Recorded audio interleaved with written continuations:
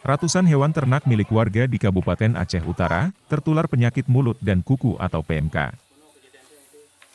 Petugas Dinas Peternakan setempat menemukan sebanyak 174 kerbau dan sapi milik warga terindikasi PMK, bahkan 3 diantaranya mati.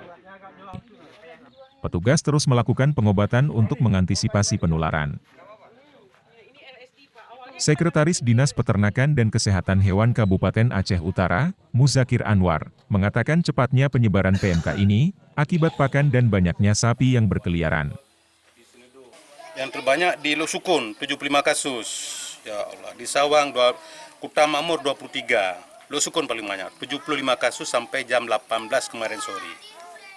Kuta Makmur 23, yang lain masih normal 3, 3, 2, 24 dan sebagainya. Nah, karena sudah terindikasi makanya kita arahkan untuk diisolasi karena penyakit ini mudah menular dari satu hewan ke hewan berikutnya.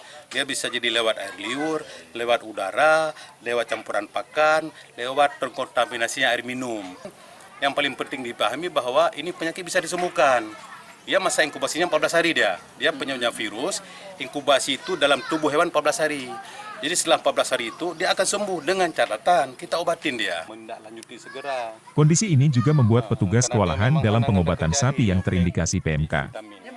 Meski dapat disembuhkan dengan pengobatan dan vaksin, petugas meminta warga untuk melakukan isolasi hewan ternak. Kasus penyakit mulut dan kuku juga ditemukan pada sapi di Aceh Tamiang, Langsa, Aceh Timur, Biren dan Kabupaten Aceh Besar.